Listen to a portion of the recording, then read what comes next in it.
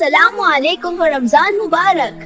آپ کو ہماری رمضان اسپیشل سیریز میں خوش آمدید۔ اس ماہ مبارک ہم دکھائیں گے کہ مسلم امہ مختلف ملکوں میں کیسے رمضان مناتی ہے۔ ہم اس مقدس سفر کا آغاز الجزائر سے کریں گے۔ آئے رمضان کا چاند دیکھتے ہیں۔ اگر آج کی رات آسمان پر ایک ہی چاند پوری دنیا کو بدل دے تو؟ اگر لاکھوں دل ایک ننھی سی چاندی کی لکیر کے منتظر ہوں جو اطاعت، رحمت اور نور کے سفر کا آغاز کرے؟ بحیرہ روم کے اوپر بہت بلند ہوائیں راز سرگوشیوں میں سناتی ہیں۔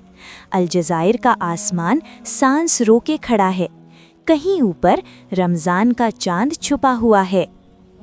حسین، سب لوگ آسمان کو ایسے کیوں دیکھ رہے ہیں؟ زینب آنکھیں پھیلائے آہستہ، لگتا ہے جیسے ستارے بھی انتظار کر رہے ہوں۔ چھتوں پر ہجوم جمع ہو رہا ہے، مساجد نرم روشنی سے جگمگا رہی ہیں، بچے اوپر اشارہ کر رہے ہیں، بزرگ کانپتے ہاتھ اٹھائے دعا میں ہیں۔ آج کی رات فیصلہ چاند نے کرنا ہے۔ ہجوم میں ایک سانس رک جاتی ہے۔ یوسف میزبان سانس روکے۔ واہ، کیا تم نے دیکھا؟ آمنہ خوشی سے اچھلتے ہوئے۔ چاند، رمضان کا چاند۔ دھماکہ، شہر میں توپ کی آواز گونج اٹھتی ہے۔ یہ آواز پورے جزائر میں گونجتی ہے، پہاڑوں سے بازاروں تک، مساجد تک۔ رمضان آ گیا ہے۔ یوسف مسکراتے ہوئے، میں یوسف ہوں اور یہ میری بہن آمنہ ہے، جزائر میں خوش آمدید۔ آمنہ، جب چاند نظر آتا ہے تو دل ہلکا ہو جاتا ہے، جیسے اللہ نے ہمیں خاص طور پر دعوت دی ہو۔ تو رمضان اس لیے شروع ہوتا ہے کیونکہ اللہ نے فرمایا ہے۔ یوسف سر ہلاتے ہوئے، ہاں، ہم روزہ اس لیے رکھتے ہیں کیونکہ اللہ نے حکم دیا ہے۔ جزائر میں تقریباً ہر گھر مسلمان ہے۔ لاکھوں لوگ ایک ہی رات روزہ شروع کرتے ہیں، ایک ہی چاند کے پیچھے، ایک ہی رب کی اطاعت میں۔ گھر الگ الگ لیکن امت ایک۔ مساجد میں اعلان ہوتا ہے، گھروں میں شوربہ تیار ہوتا ہے، کھجوریں دھوئی جاتی ہیں، چراغ اور زیادہ روشن ہو جاتے ہیں۔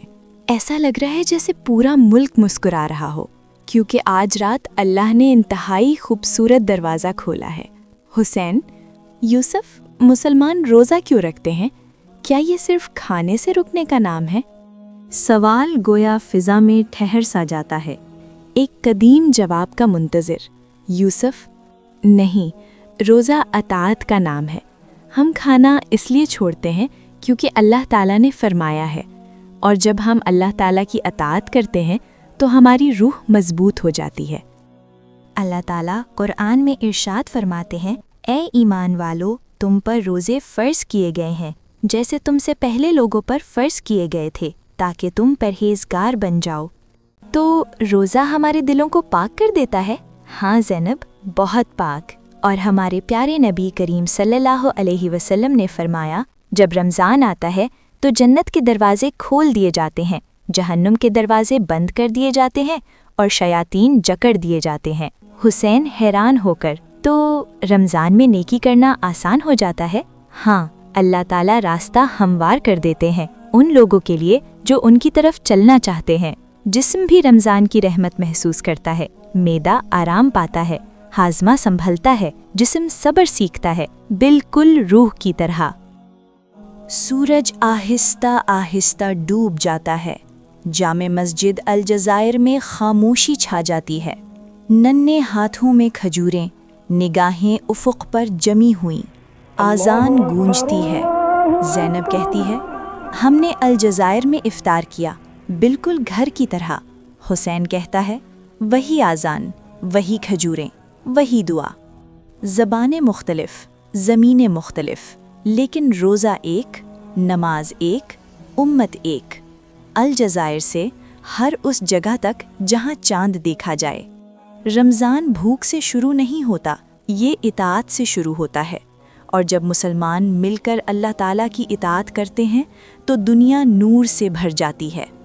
اے اللہ، ہمیں خلوص کے ساتھ روزہ رکھنے کی توفیق عطا فرما، ہمارے دلوں کو ایمان سے بھر دے، اور امت کے بچوں کو اپنی رحمت میں متحد فرما۔